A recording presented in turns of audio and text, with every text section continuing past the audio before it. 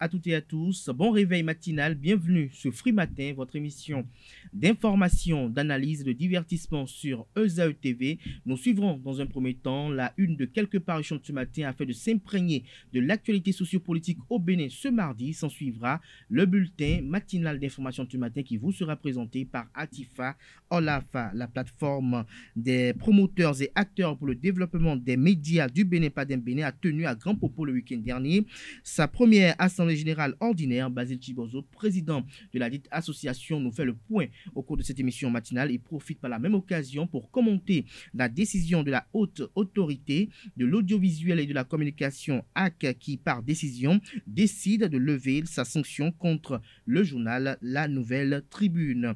Le week-end dernier, toujours précisément le dimanche, l'association Vie Bénin a tenu son assemblée générale au Centre national hospitalier universitaire Hubert Kotoukou-Maga de Cotonou. Le compte rendu vous est présenté ce matin au cours de cette matinale dans le bulletin matinal d'information par Carles Kitome. Toujours au cours de cette émission matinale, nous parlerons sport. Espoir Football Club de Cotonou a validé son billet pour les demi-finales des play-offs du championnat national féminin amateur grâce au match nul. Un but partout arraché sur le terrain de Léopards FC d'Abomey à Sogon. Le point au cours de ce bulletin matinal d'information. Dans le débat de ce matin avec Georges Anagonou, socio-anthropologue et analyste politique, qui sera face à Alphonse Moïse Soudé, journaliste analyste politique, nous allons décrypter cette décision de la HAC qui décide à nouveau de suspendre sa décision qui pesait contre le journal La Nouvelle Tribune. Nous allons commenter également le déroulement, pour ne pas dire la reprise des opérations de libération des espaces publics dans le littoral. En fin d'émission, comme tous les matins, Nansirine Fatoumi aura à vous présenter l'horoscope du jour. Chers amis internautes, c'est tout pour le sommaire de ce matin. On prend l'envol tout de suite par la une des journaux. Bonjour à nouveau, chers amis internautes. L'informateur titre en manchette ce matin: amélioration du climat des affaires, les réformes douanières exposées à la diaspora, beaucoup de mesures incitatives mises en œuvre depuis 2016. L'article vous est publié à la page 3 de la livraison de ce matin de l'informateur qui informe également à la une ce matin: violence corporelle, coups et blessures volontaires au Lobé et 8 de ses ministres attendus au tribunal ce jour. Toujours la une de l'informateur de ce matin: cours de répression des infractions économiques et du terrorisme criette, le procès de Rontondi, Tamegnon et compagnie renvoyé au 25 octobre prochain. Toujours la une de l'informateur de ce matin: réforme dans le secteur culturel, mise en place du CNOA. Le gouvernement obtient l'adhésion des acteurs des 7 branches artistiques. Toujours la une de l'informateur de ce matin: journal École, décentralisation, la NCB, l'Association nationale des communes du Bénin, œuvre pour la dynamisation des services au profit des populations. Comme vous le voyez, c'est bien, l'oreille droite vous renvoie à découvrir dans les colonnes de la page de ce matin du journal, de la page 3 à 8, le journal École produit par les étudiants en journalisme à l'École supérieure d'administration, d'économie, de journalisme et des métiers de l'audiovisuel ESAE. Le matinal titre en manchette ce matin: soutien aux militants et sympathisants en détention, totale indifférence du parti Les Démocrates. Toujours à la une de le matinal de ce matin: libération des espaces publics à Cotonou, mendiants et taxi-motos dans le viseur du préfet. Toujours à la une de le matinal de ce matin: prise en charge sanitaire, les mesures gouvernementales au profit des dialysés, lesquelles mesures vous sont présentées à la page 4 de la parution de ce matin du journal. Matin libre en manchette ce matin: Alexandre Rontondi devant la Cour de répression des infractions économiques et du terrorisme criette. En 50 ans, je n'ai jamais été cité avec Tamegnon et Okoumensou. Ils plaident non coupables. Le mouvement 5 ans, c'est 5 ans expliqué. Leur dossier renvoyé au 25 octobre prochain. Des précisions aux pages 2 et 3 de la livraison de ce matin de Matin Libre. Toujours la une de Matin Libre de ce matin: promotion de l'énergie solaire, des jeunes de Segbanon formés. Des précisions à la page 7 de la livraison de ce matin du journal. Nous passons à présent au quotidien La Tribune de la capitale. Décès de la mémé nationale Rosine Vieira-Soglo, un véritable casse-tête chinois pour le président Patrice Talon. Ce que sous-entend le confrère à travers ce titre est à découvrir dans les colonnes de sa parution de ce matin. Nous passons à présent au quotidien Fraternité qui a titré ce mardi en manchette: lutte contre l'importation illicite des marchandises au Bénin, 2 sites de stockage de médicaments contrefaits démantelés, opération réussie pour le service d'intervention rapide Monokufo.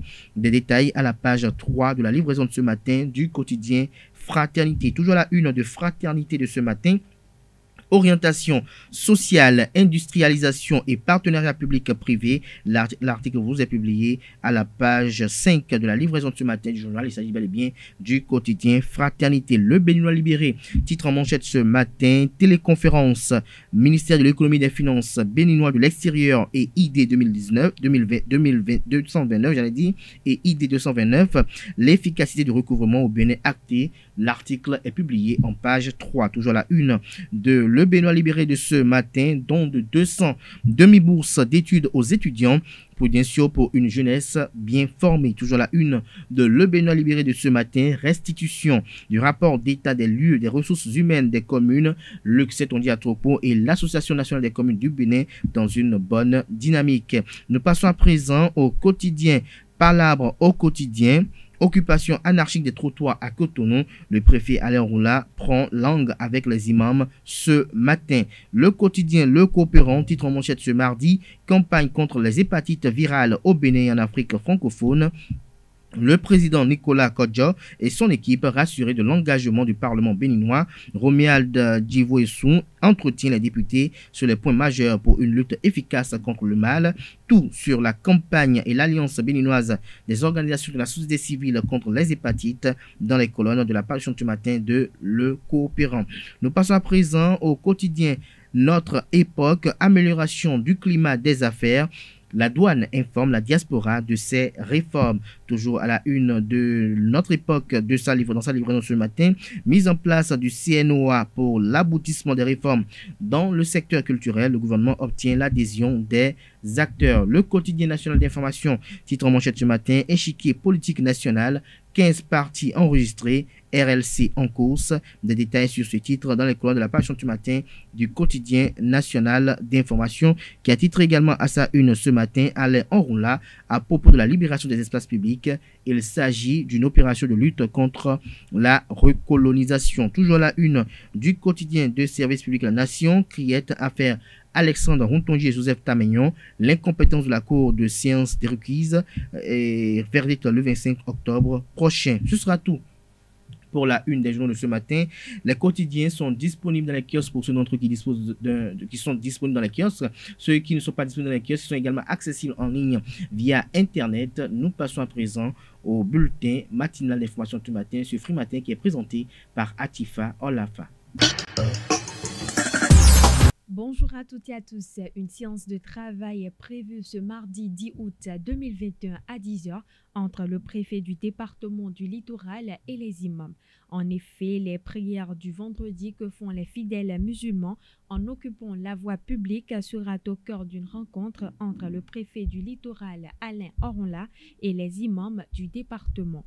La séance a pour but d'harmoniser les réflexions sur le problème de l'occupation du domaine public par les fidèles musulmans lors des prières du vendredi, lit-on dans une correspondance en date du 9 août 2021 et adressée au président de l'Union islamique du Bénin et à l'intention de tous les imams du département du Littoral. La plateforme des promoteurs et acteurs pour le développement des médias du Bénin, PADEM Bénin, a tenu à Grand Popo le week-end dernier sa première assemblée générale ordinaire pour revisiter l'histoire de la presse béninoise.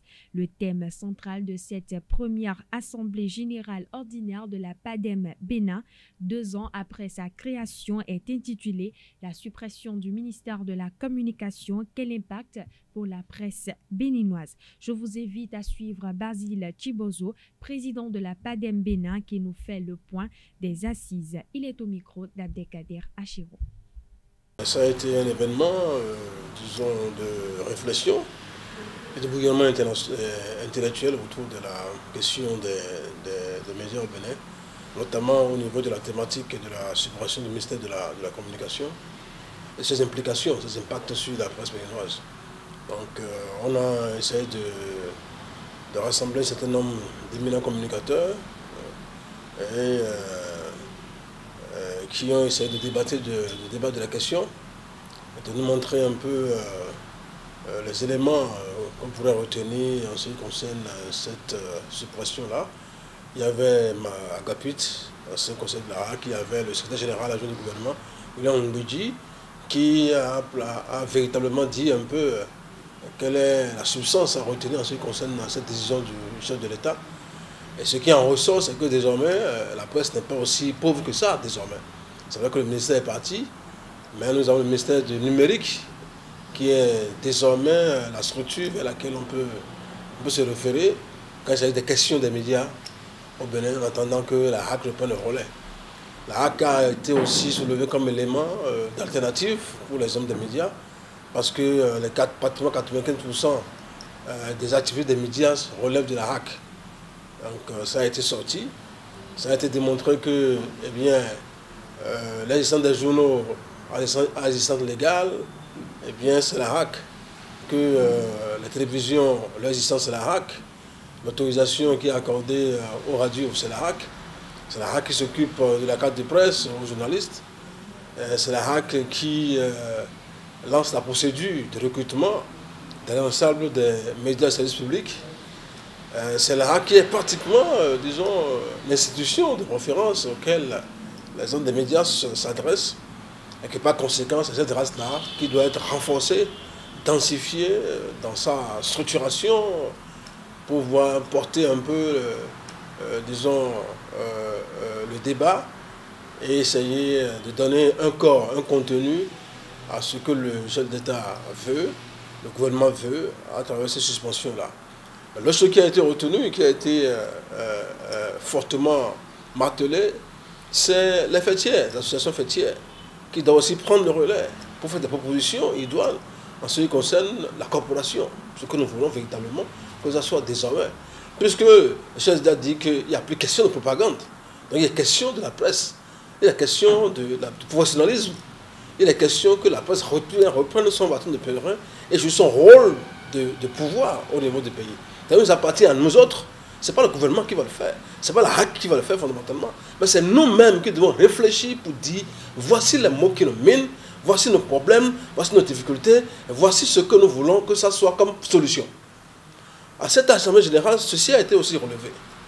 Et il a été souhaité que la Padem Bénin, en association avec les fêtières, puisse essayer de faire des recommandations et des résolutions en vue de trouver une plateforme d'échange global pour que les questions réelles de la corporation soient portées au niveau du gouvernement, soit à travers la HAC ou à travers l'institution qui est l'institution, disons, transitoire, qui est le ministère du numérique. Donc voilà, de façon avancée, ce qui a été dit. Et l'autre chose qui a été aussi abordée au second jour, ça a été le rapport moral, financier et des activités de la Padem Bénin qui fêtait ses 2 ans d'existence. Et le souhait, c'est que la suite soit de mise. Et la suite, soyez-en sûrs, nous allons faire des recommandations qui ont été faites plein, et les résolutions, et envoyer ça un peu à qui de droit, pour que désormais il y ait un bouillonnement autour de la question. Pour que la presse puisse véritablement sortir de l'ornière, pour que nous sortions des avatars et de tous les couacs, difficultés qui nous minent au quotidien, et qui font que notre profession est devenue totalement glaciale et glauque. Il faut sortir un peu de cette débattu et essayer d'avoir la lumière pour espérer que demain soit meilleur. Et il faut aussi dire que, comme vous l'avez dit, il y a des adhésions. On a été une dizaine d'adhésions de professionnels, de patrons qui nous ont rejoints. D'autres aussi ont manifesté le désir de venir. On a notamment noté et validé l'adhésion de M. Jemel Lera, qui est le patron de Tado FM, qui désormais est membre de la Padem Bénin.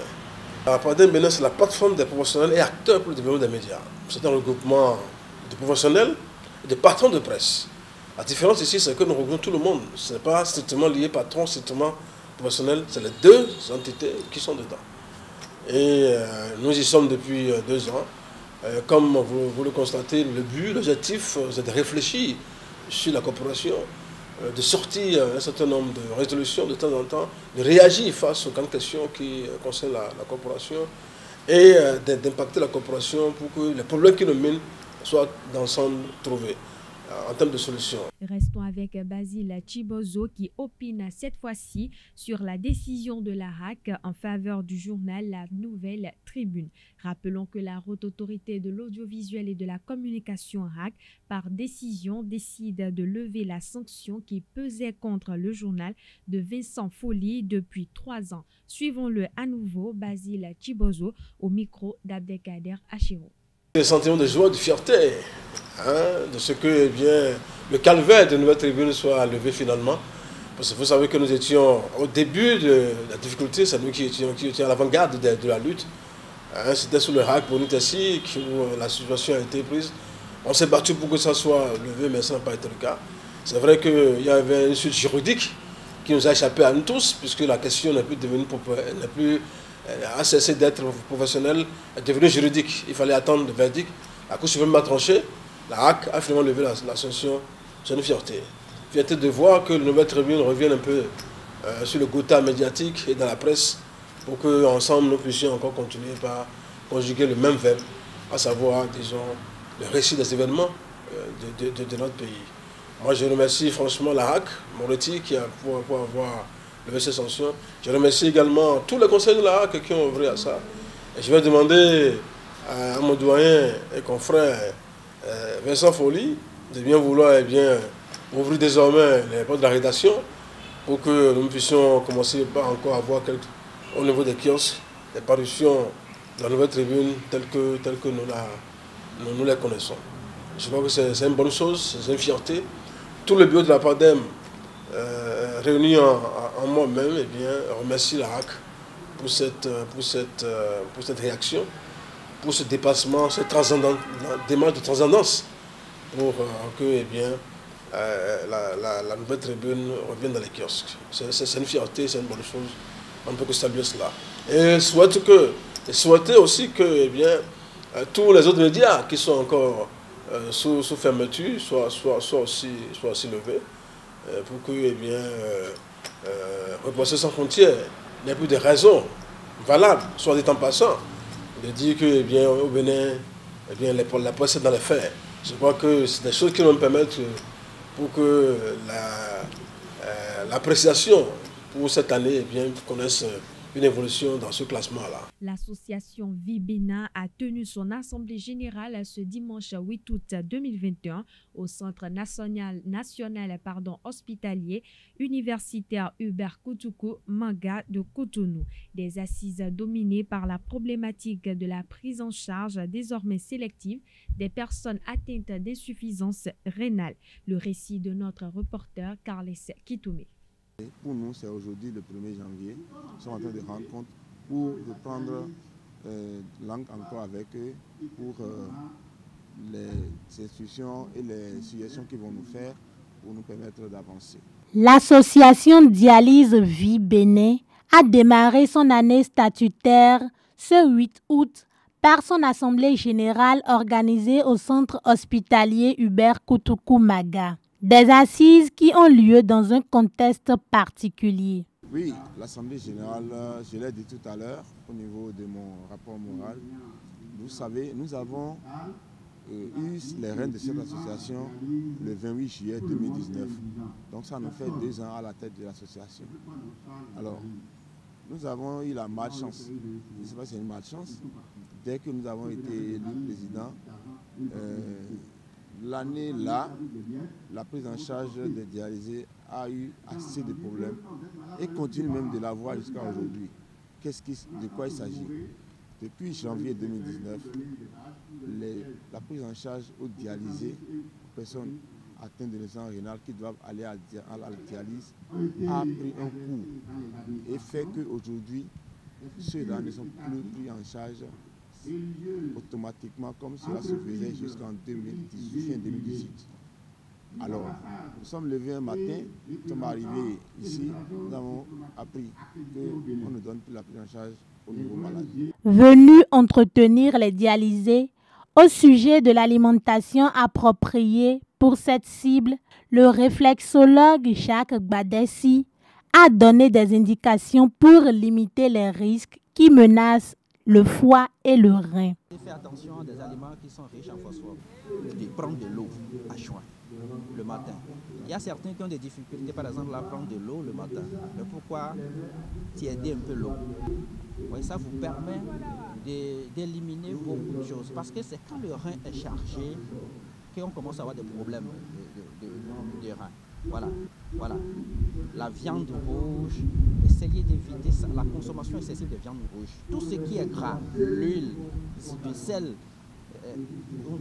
la consommation du sel doit être vraiment très modérée. Même déjà chez quelqu'un qui n'a pas ces problèmes, vous voyez, ça permet de laisser reposer le rein à un moment donné. Vous savez, les reins font partie de ce que nous appelons les émontoires, c'est-à-dire les organes qui contribuent à l'élimination de tout ce que nous consommons. Si vous imaginez, si vous prenez des choses lourdes et vous mangez tardivement la nuit par exemple, ça veut dire que vous appelez vos reins à continuer de travailler pendant qu'en temps normal, ils devaient être au repos.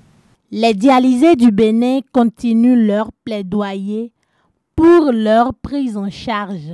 Le président de la République, Patrice Talon, s'est adressé aux Béninois samedi 31 juillet 2021 à l'occasion de la 61e édition de la Fête nationale du Bénin. À l'occasion, le chef de l'État a précisé que les réformes sont envisagées pour la modernisation des communes du Bénin. Tout comme l'éducation et la formation, la décentralisation est un secteur qui nous préoccupe particulièrement.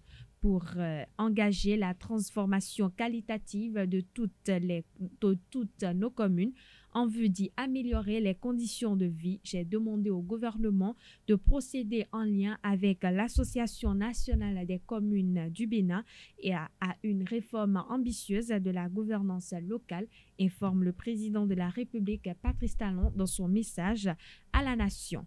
À cet effet, ESAE Télévision a eu à interviewer Gérard Benonchi, président de la Commission des finances à l'Assemblée nationale, afin d'en savoir davantage. Il s'exprime au micro d'Abdelkader Achiro. On ne peut pas faire de réforme sans passer par des normes.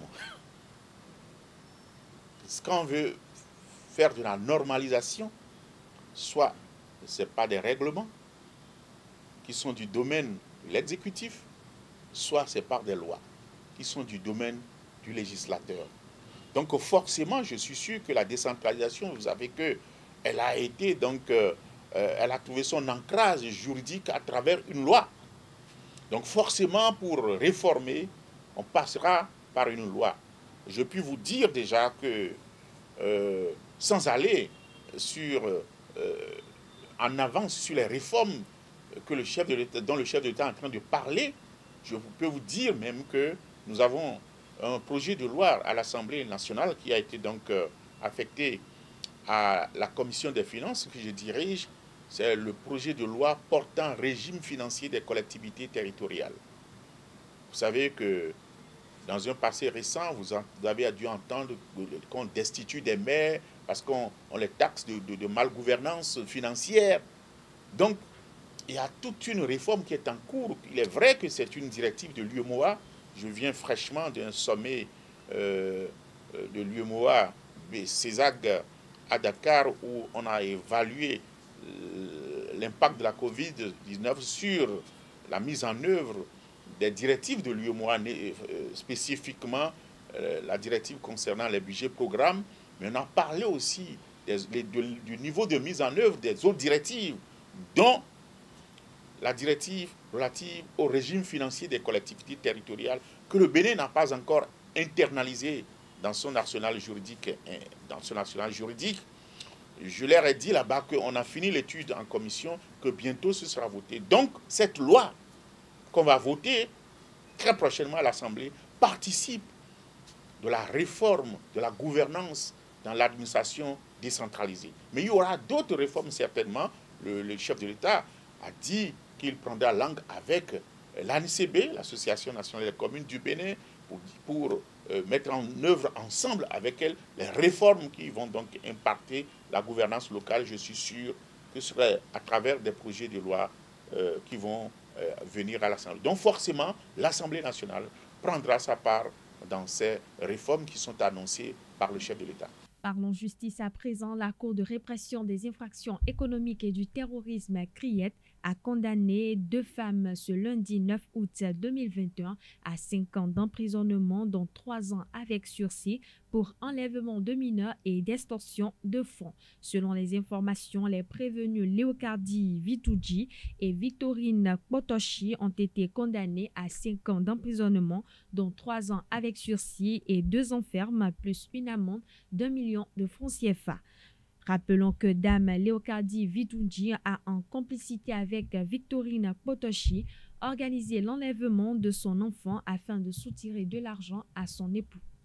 Terminons par le sport. Espoir FC de Cotonou a validé son billet pour les demi-finales des playoffs du championnat national féminin amateur grâce au match nul 1 but partout sur le terrain de Léopard FC d'Abomey à Soyon. Première du groupe A de la phase aller-retour, le club d'Akpakpa a fait un parcours sans faute avec un bilan de 16 matchs sans défaite. Reportage Setondé Larios Adjagwena.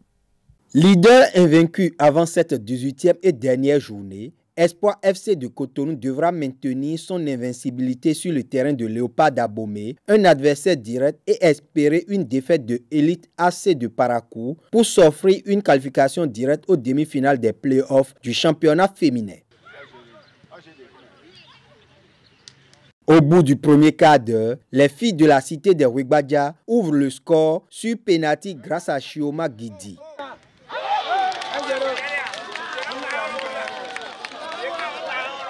Léopard mène 1-0 et prend la première place du groupe A. Espoir va multiplier les offensives pour revenir dans le match sans y parvenir jusqu'à la mi-temps.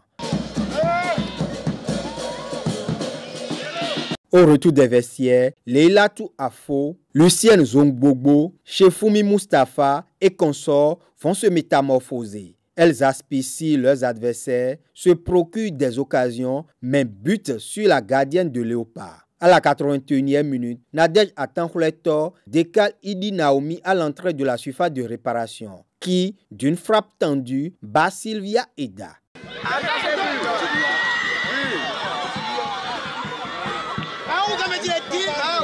Les pendules sont remises à l'heure. En première partie, peut-être que c'est la peur ou c'est la panique, je ne sais pas.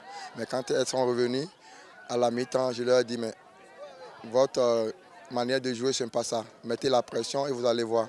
Et c'est ce qu'elles ont fait en deuxième partie pour pouvoir étouffer l'équipe. On pouvait même aller à 2, 3, 4. Hein. Si ce n'est pas que c'est dans la naïveté, dans la, comment on appelle, qu'ils ont pu, sinon on arrachait les 3 points. Nadej Atankhouletor et ses coéquipiers ont réussi la mission malgré la résistance de leurs adversaires. Espoir FC garde les commandes du classement puisque Elite AC s'est incliné face à Phoenix, 1 but contre 2. Aucune équipe n'est arrivée ici faire un match nul. Toutes les équipes qui ont pris par ici, c'est rien que les défaites des scores lourds. Nous, on s'est préparé mentalement, physiquement et moralement. On remercie le bon Dieu pour le match nul. C'est vraiment une victoire pour nous. Vraiment, Espoir est une bonne équipe en place, avec des coachs vraiment techniques et présents pour l'équipe. Malgré nos différends, parce que ce n'est pas facile de garder une équipe féminine, malgré nos différends, les coachs arrivent à unir les troupes. On les remercie vraiment. Au regard du scénario du match, le patron de l'encadrement technique de Léopard nourrit quelque peu des regrets, même s'il reconnaît la qualité de l'équipe en face. Dans l'ensemble, je ne peux que remercier mes joueuses, parce que Espoir n'est pas une petite équipe aussi. Espoir joue au football vraiment. Nous, ce qui nous a un peu fait ce truc-là, on avait la victoire en main, et vers la fin, on a encaissé un but. C'est ça qui nous a un peu gêné. Sinon, dans le jeu, ça s'est bien passé. Les deux équipes se valent, on a produit du jeu. Un match nul, bon, c'est pas trop criard. Seul club de la zone sud affecté dans le groupe du Nord, Espoir FC de Cotonou a tenu la dragée haute aux 8 autres équipes. En 16 matchs, le club présente un bilan de 10 victoires, 6 nuls et 0 défaites pour un total de 36 points. C'est très positif et je dois tout ça là à une seule personne, c'est l'actuel maire de Adjara qui est pratiquement le sponsor de l'équipe. C'est lui qui a fait le recrutement, les différentes étapes de recrutement, c'est lui qui a eu à les faire parce qu'il est le président de la section féminine de Espoir de Cotonou et en même temps sponsor de l'équipe. Donc il a mis les gros moyens comme si c'était des hommes et c'est ce qui a fait de nous l'équipe championne de notre groupe actuellement. Et puis qu'ils vous souviennent que les subventions ont été les mêmes pour tout le monde, mais que ce soit les équipes du Nord ou les équipes de Cotonou. Pour entrer davantage dans les annales du football béninois, Espoir a encore 2 finales à disputer. Le mercredi 11 août 2021, le club d'Akpakpa va connaître ses potentiels adversaires en demi-finale des play-offs. Le secrétaire général des Léopards d'Abomey, Franck Ronkan-Hinkpes, dresse un bilan positif du parcours de son équipe au terme de cette phase de groupe, même s'il aurait voulu remporter le titre honorifique de champion. Pour réaliser leur ambition lors des playoffs, le club de la cité des Rouégbadja peut compter sur le soutien du député Gildas Agonka. Satisfait, mais pas entièrement parce que je pouvais être championne de ma poule et être directement qualifié pour les demi-finales. Mais je prends l'événement sportivement parce que, reconnaissons, l'équipe en face, Espoir, a plus de choses là que mon équipe actuellement. Et je crois que la seconde phase sera une phase âprement disputée et on se donne rendez-vous pour la finale. Oui, l'ambition c'est que déjà au quart de finale le mercredi, on va prendre le dessus, et gagner au niveau de la demi-finale et être l'équipe championne du Bénin. Notre objectif c'est d'être champion du Bénin. J'ai vu le jeu qui m'a vraiment sidéré. Je suis venu avec un jeu de maillot que je suis venu leur donner pour les galvaniser davantage puisque la lutte est encore présente. Elles ont encore un match le mercredi, un quart de finale.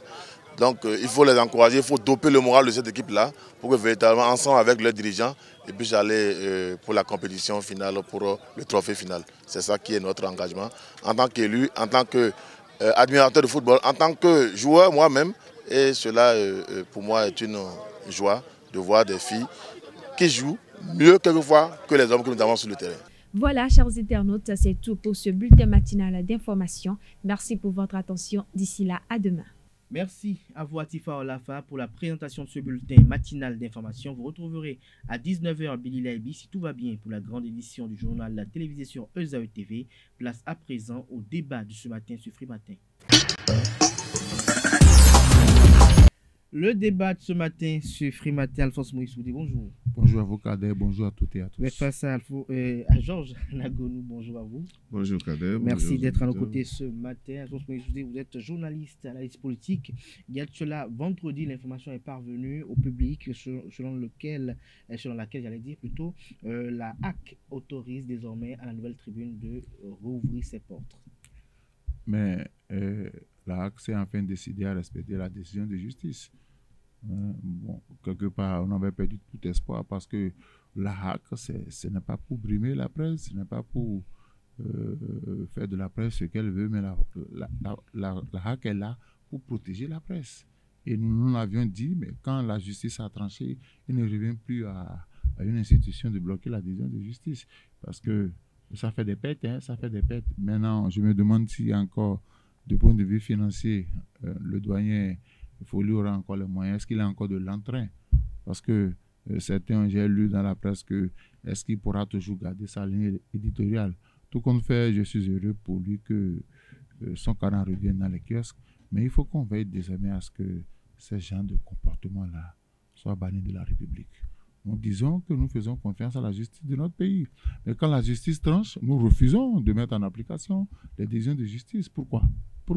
On n'est pas au-delà. La HAC n'est pas au-dessus de la justice. Moi, je ne sais pas pourquoi. Bon, on a entraîné depuis. Il faut que, par rapport aux autres organes qui se retrouvent dans le cas de la Nouvelle Tribune, que ces organes-là soient réhabilités. Parce qu'une démocratie n'a de vie que par rapport à la presse. Et c'est la liberté de presse constitue un baromètre pour la démocratie. Quand vous refusez de donner la possibilité aux journaux, aux organes de presse qui ne parlent pas le même langage que vous d'officier, ça pose un problème. Ça pose un problème. Maintenant que Vincent Follier et son équipe ils vont reprendre du travail, est-ce que on ne va pas encore lui créer des problèmes? Parce que la diversité d'opinions aujourd'hui dans mon pays, au niveau de la presse, pose problème. Il suffit de vous lever le matin et de regarder la une de la plupart des journaux. Pratiquement 90% des organes de presse, du part de la presse écrite, disent la même chose. Même si on fait des jeux de mots, on dit la même chose. Il va falloir que pour la crédibilité du régime en place, qu'on donne toute la force à la presse. Le chef de l'État dit chacun est libre de ses propos, mais il sera responsable de ce qu'il dit. Donc moi, je préfère encore qu'on permette à la presse de bien faire son travail. Si quelqu'un enfreint au principe et à la déontologie de la presse, on le soumet au principe de la loi et on le punit. On le punit. Jean-Jean Agounou, quel est votre commentaire au sujet de cette décision de la HAC qui permet désormais, 3 ans après, à la Nouvelle Tribune de paraître? 3 ans après, c'est 3 ans de perdu dans la vie de l'organe. 3 ans après, c'est des difficultés pour l'organe. Et je me demande même comment les gens ils font pour exister lorsqu'on vous empêche de... Et puis, si c'est à la justice que nous devons faire problème, nous devons faire confiance et que c'est la justice qui doit protéger tout un chacun de nous. Et il se trouve des institutions de l'État et la justice tranche, ces institutions refusent d'exécuter. Si c'est ça, nous ne sommes plus dans un État démocratique et nous sommes dans la jungle. Parce que les plus faibles, comment feront-ils alors? Ceux qui sont totalement faibles, comment ils vont faire pour vivre dans la mesure où, lorsque la justice qui est prévue pour les protéger, la justice tranche et les organes, les institutions de l'État refusent d'exécuter? Parce que je ne sais pas ce que la HAC a écrit maintenant comme motivation dans le courrier pour pouvoir lever aujourd'hui l'interdiction, alors que la justice l'a levé depuis. C'est pour tuer. À chaque fois que la HAC s'est comportée comme ça, la HAC a failli. À chaque fois que la HAC s'est comportée comme ça. Mais moi, je voudrais féliciter l'équipe qui est là parce que ce n'est pas arrivé au temps de cette équipe-là. À ce que je sache, c'est arrivé avant. Si l'équipe-là est arrivée à reprendre le dossier et à faire justice à cet organe-là, nous pouvons acclamer. C'est pas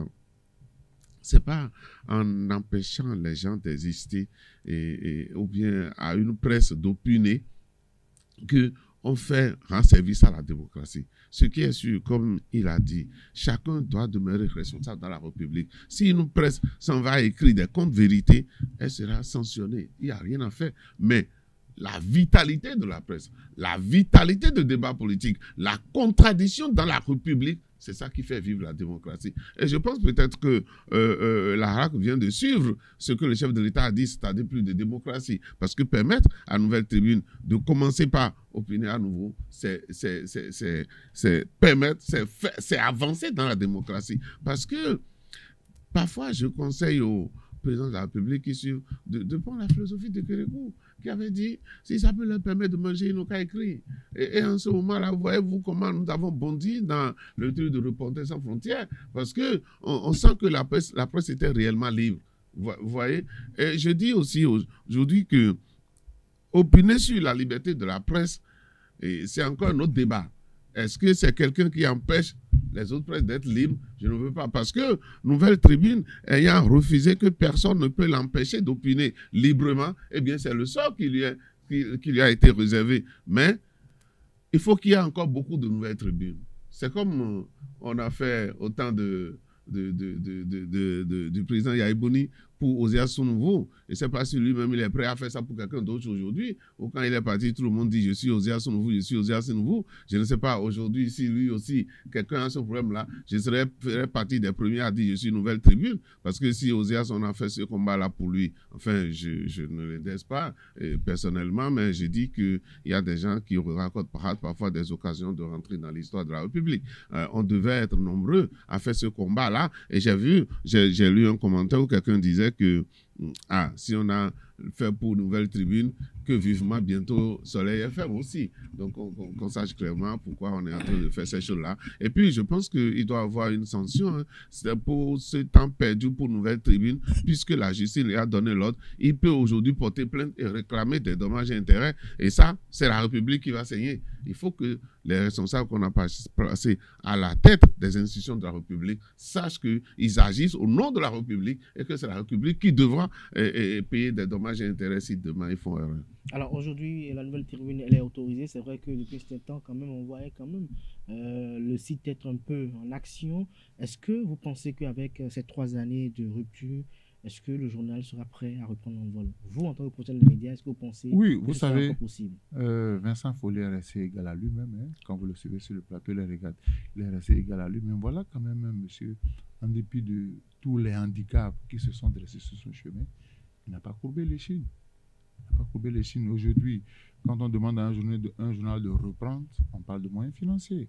Et moi, je suis d'accord avec Georges Koudi que Vincent Follier, son équipe réclame des dommages et intérêts. Ah oui, à la HAC. À la HAC, je ne parle pas de la personne, mais je parle de l'institution. C'est une continuité. Aucune institution, fut-il le pouvoir exécutif, n'a pas de pouvoir sur la justice. Quand la justice a tranché, il faut régler le problème. Parce que vous avez, pendant 3 ans, les gens n'ont pas officié. Et je me demande même comment le doyen Follier a pu maintenir son équipe en place, parce qu'ils avaient fait un journal en ligne et là aussi il faut animer et tout le temps ils animent. Donc je crois que il faut que dans ce pays-là que nous soyons au service de la République. Et j'ai parlé tout à l'heure de Soleil FM. C'est la même chose.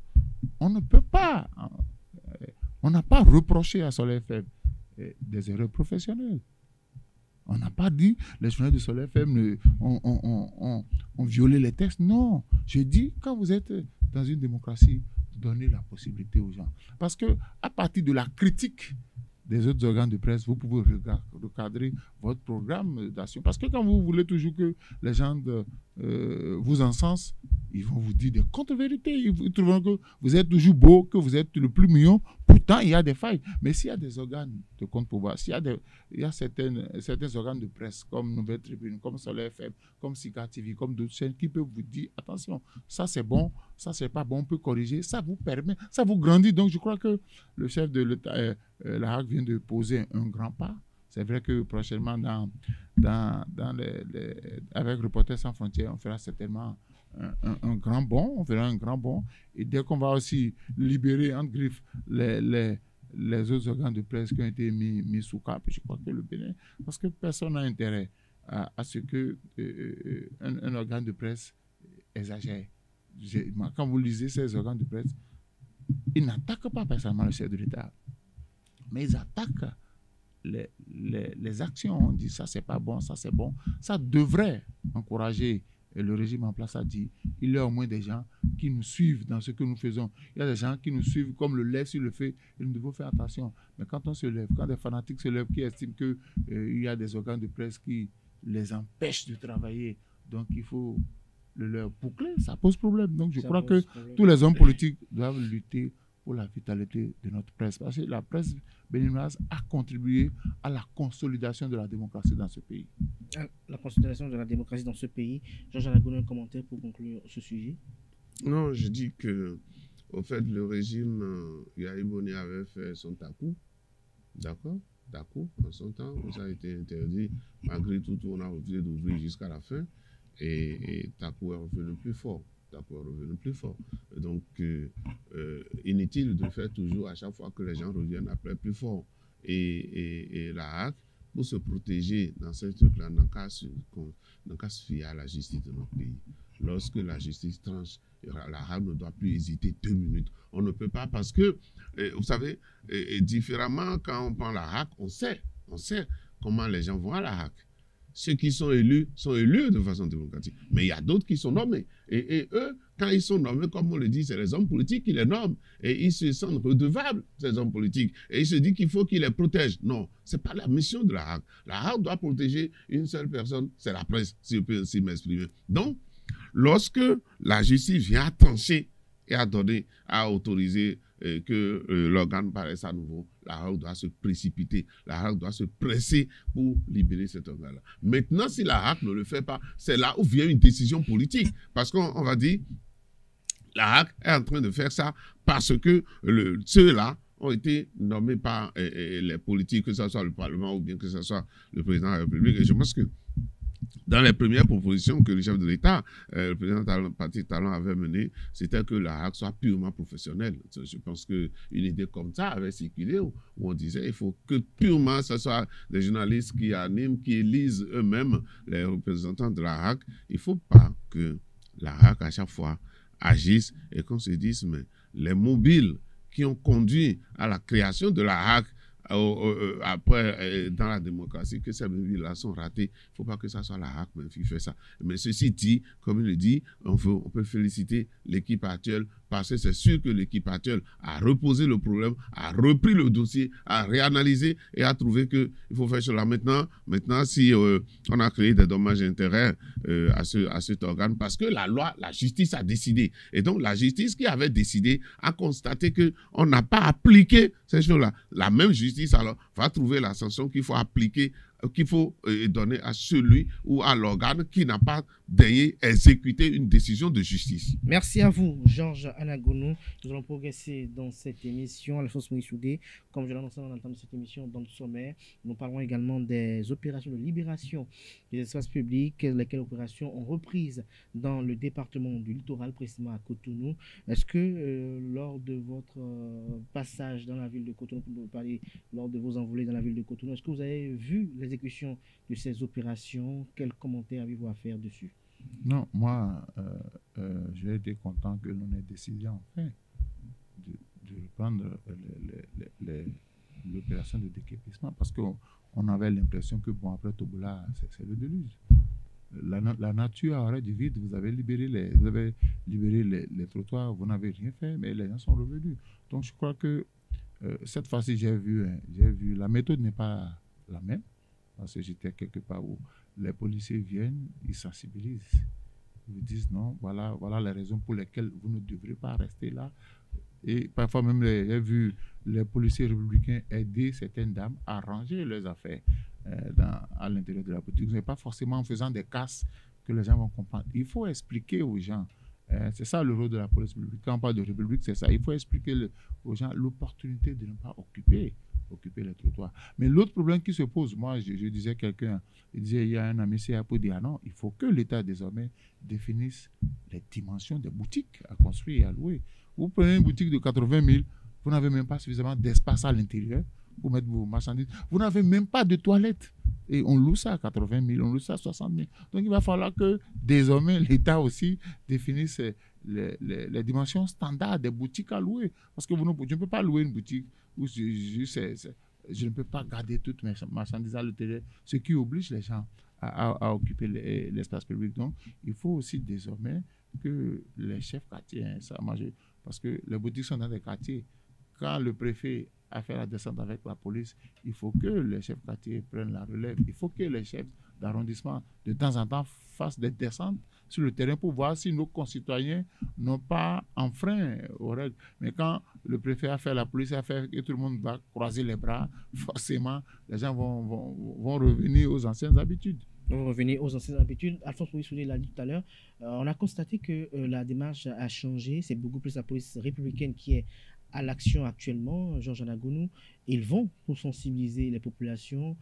Si possible, lorsqu'il s'agit de marchandises frelatées, ils en saisissent. D'aucuns estiment que c'est également une lutte voilée contre l'essence frelatée Payor. Est-ce que vous partagez cet avis? Vous savez, étant dit que l'essence frelatée, vraiment frelatée comme on le dit, et que c'est des produits de contrebande, c'est tout à fait normal que de jour en jour, l'État cherche les moyens de lutter contre cela. D'accord? Si le fait de dégager... aussi des stations-service.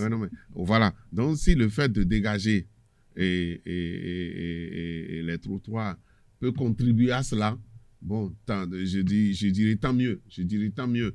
Maintenant, nous sommes habitués aux produits de contrebande vivant sur le dos du Nigeria, tellement que vous savez, tout ça là, c'est lié lorsque il n'y aura plus du tout d'essence frélatée. Juste pour prendre cet exemple-là, au bord du trottoir, et à mon avis, beaucoup de véhicules vont rester à la maison. Donc, tout ça, vous savez, vous voyez, c'est lié. Et comment les émigrants font et tout, est-ce qu'ils prennent. Donc, vous savez, tout ça, c'est lié pour le fonctionnement de l'économie de notre pays. Le fonctionnement de l'économie de notre pays. Moi, je vais faire sur deux plans.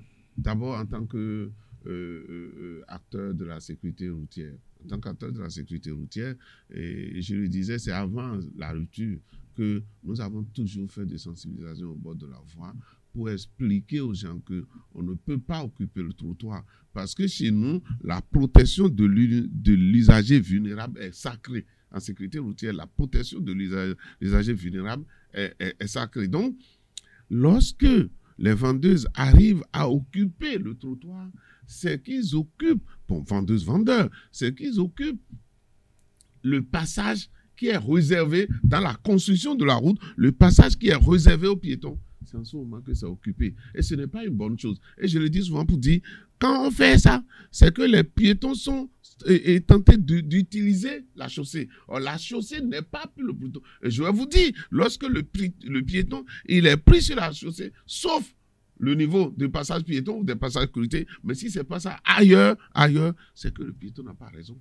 Le piéton ne doit pas passer par là. Et donc, nous avons mené cette lutte-là pendant des années, avant que le régime de la rupture ne vienne donner le top et qu'on soit en train de faire. Sur ce côté-là, je pense que c'est un bon travail qui est en train d'être fait. Je suivais quelque part, la police était devant, et les gens qui sont autour de la vendeuse de 110, il faut bien le regarder, hein, parce qu'après, c'est encore lui qui prendra sa voiture pour venir prendre des cendres et frélater, et ce qu'il faudra faire, c'est qu'il faut le brûler. Je ne sais pas si vous voyez l'implication que je vais donner, c'est que c'est un travail difficile que le policier fait, parce que lui aussi, il s'approvisionne au bord de la voie, le moment venu, mais voilà, lui qui est allé ramasser et la vendeuse, est-ce que s'il revient demain, on va accepter de lui vendre? C'est là le côté social de la chose que nous devons beaucoup réfléchir, mais il est un fait. Hier nuit, je rentrais et donc ma vendeuse de pain n'était plus là parce qu'elle a été renvoyée la journée, donc je ne pouvais plus acheter du pain. Mais ça ne m'a pas fait cela. Je me suis dit, bon, voilà, cela m'apprendrait et donc il faudrait que je puisse me lever tôt et aller à la boulangerie acheter du pain. Non, nous devons réfléchir tout ça et prendre le côté social et tout. Mais ce qui se fait au Bénin aujourd'hui se fait partout. Moi, j'ai vu en Côte d'Ivoire, on était en train de dégager, et quand on vous dit qu'on va dégager le trottoir au niveau de Yopougon, par exemple, c'est tout un problème. Parce qu'en Côte d'Ivoire, les gens vivent de maquis. Et donc, les maquis sont construits en... Mais quand on est arrivé à Yopougon, ça a posé problème, surtout que Yopougon est un peu considéré comme ville de l'opposition. Ça a posé problème. Mais quand je suis reparti après, ils les ont nettoyés. Ils les ont nettoyés complètement. Et le Ghana a fait la même chose. Moi, je me rappelle, à Accra, dans les années 90, dans les années 80, 89, 90, quand je fais Accra, les voies étaient chargées. Mais vous retournez à Accra aujourd'hui, ils ont redéfini l'occupation du sol et ils ont donné correctement d'emprise pour les voies. C'est nécessaire pour la construction d'un pays. Maintenant, c'est une éducation qu'il faudra donner à nos populations pour leur apprendre à chercher. Moi, j'ai vu aujourd'hui, ce matin, je venais, les gens sont devant une maison en train de prendre de carburant. Il faut aussi faire attention parce que c'est dans la maison, quand ça va prendre feu, ça va causer beaucoup de dégâts. Alors donc, c'est une lutte globale et holistique qu'il faudra mener contre l'occupation de trottoirs. Une lutte holistique, comme le disait tout à l'heure Georges Anagonou, Alphonse Moïsoudé et le préfet du département du littoral rencontrent ce matin à 10h les imams du département du littoral pour échanger avec eux par rapport aux espaces publics occupés pour les prières. Selon vous, qu'est-ce qui pourrait en résulter? Non, je crois qu'il finira par trouver un consensus. Parce que parfois, les mosquées sont débordées. Et les gens doivent prier. C'est une conviction religieuse, c'est leur foi. Ce n'est pas seulement dans les mosquées, dans les églises aussi. Quand il y a les grandes fêtes, parfois, on est obligé. Ceux qui n'ont pas de l'espace à l'intérieur sont obligés d'occuper l'espace public. Je crois que ça ne se fait pas tous les jours. Ceux qui suivent vont trouver un terrain d'entente, ils vont voir comment ils vont opérer, parce qu'on ne peut pas empêcher les gens d'exprimer leur foi. Mais moi, j'ai un autre problème par rapport à cette affaire-là. Vous voyez, il y a des maisons à Cotonou qui n'ont pas, par exemple, de garage. Ouais. Il y a des maisons qui n'ont pas de garage, mais où le locataire paye très cher. Et le seul endroit où il peut garer sa voiture, c'est qu'il occupe le trottoir. Maintenant, je suis d'accord qu'on ne puisse pas occuper le trottoir, mais il va falloir que nous n'avons pas de parking payant au Bénin. Ailleurs, c'est que il y a un parking payant. Tous les soirs, vous allez déposer vos véhicules à vos pays, vous retournez. Parce que je dis, c'est bon de lutter contre l'occupation anarchique des trottoirs, mais il faut proposer à nos concitoyens des alternatives. Moi je suis quelque part où je n'ai pas de garage, je garde dans la rue. Et vous rentrez dans notre rue, il y a au moins 5, parfois jusqu'à 10 véhicules garés dans la rue. Le jour où l'État va dire, mais vous ne garez pas là, mais je vais garer où? Il n'y a pas de parking payant.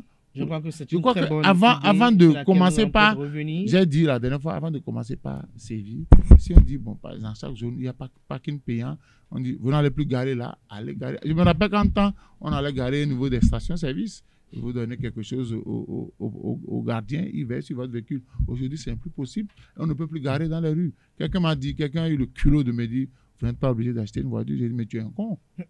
Merci à vous, Alphonse Moïsoudé. Je crois que nous allons revenir peut-être dans nos prochaines éditions par rapport à ce sujet qui est assez intéressant, par rapport à cette piste de solution que vous posez, de pouvoir quand même créer des parkings payants afin de faciliter quand même le garage des véhicules, les automobiles, à ceux qui ne disposent pas de garage dans leur location, peut-être dans leur habitation. Merci également à vous, Georges Anagono, pour vos échanges assez constructifs et intéressants. À toutes et à tous, merci pour l'attention. Nasrin Patoumi va s'installer à présent pour le dernier virage de cette émission matinale qu'est l'horoscope. Chers internautes, bonjour. Découvrons ensemble ce que les astres vous réservent ce mardi matin. Bélier, belle journée dans l'ensemble. Vous vous investirez à fond dans vos activités professionnelles. Une organisation rigoureuse sera indispensable. Vous aurez intérêt à surveiller de très près l'équilibre de vos finances. Chers taureaux, l'ambiance au cours de cette journée sera très dynamique. Vos amours seront plus simples à gérer. L'insouciance gagnera le terrain. La vie à deux vous semblera facile. Votre conjoint se montrera tendre et attentif à votre égard. Gémeaux, votre créativité sera particulièrement féconde. Aujourd'hui, vous pourrez prendre des risques calculés. L'important sera de mettre votre travail en avant. Au travail, vous serez peut-être la vedette du jour si vous osez présenter vos idées ou vos projets.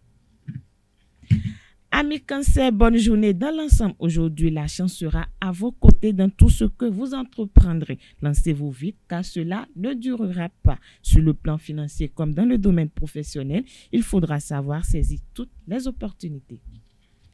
Natif du signe Lion, vous allez mettre à profit au cours de cette journée la profondeur de vos raisonnements pour résoudre un problème qui vous empêche d'atteindre vos objectifs professionnels. Vous vous montrerez combatif et volontaire, ce qui contribuera à prouver votre valeur. Mais attention, tout ne se retrouvera pas dans la journée. Vierge, les as favorisent le réalisme. Vous pourrez obtenir des résultats très intéressants au cours de cette journée. Il ne vous manquera qu'aucun brin d'audace supplémentaire pour obtenir une réussite parfaite. Amis Balance, votre horizon semble s'élargir. Vous serez conviés à faire la fête. Réticent au départ, vous vous laisserez tenter et constaterez que vous avez fait le bon choix. L'amour pourrait bien être au rendez-vous. Scorpion, vous baignez dans un climat de douceur et de tendresse. Ayez confiance en votre partenaire et ne soyez plus en proie au doute alors que de toute évidence, vous êtes dans l'erreur. Chers amis Sagittaires, vous entrez dans une période favorable sur le plan professionnel. Vous pourriez même connaître de beaux succès dans les jours à venir. Profitez-en, les influences astrales seront bénéfiques à votre évolution sociale. Capricorne, vous rêviez d'une union claire, honnête et partagée. Pari gagné dans votre relation amoureuse. C'est un climat de stabilité et de fidélité qui prévaudra. Néanmoins, vous vous sentirez serein. Avant-dernier signe du zodiaque, amis Verseau, journée un peu dérangeante. Il y aura des changements professionnels, mais aucun risque en ce qui vous concerne. Rangez vos craintes au placard et montrez que vos supérieurs ont fait le bon choix. Dernier signe du zodiaque Poisson, pour finir, journée très animée. Vous n'hésiterez pas à dire ce que vous pensez. Vos relations professionnelles ne seront pas non plus facilitées par le climat astral. Toutefois, de nouvelles idées vous donneront l'opportunité de vous mettre en avant. C'est tout, chers amis internautes, pour les prévisions astrologiques de ce mardi matin. Merci de nous avoir suivis. À demain. Ainsi prend fin Free Matin ce matin à toutes et à tous. Merci pour l'attention, portez-vous bien. Très bonne journée de travail en compagnie de nos programmes télé sur ESAE TV. On se retrouve demain pour le numéro d'émission par la grâce et la bénédiction divine.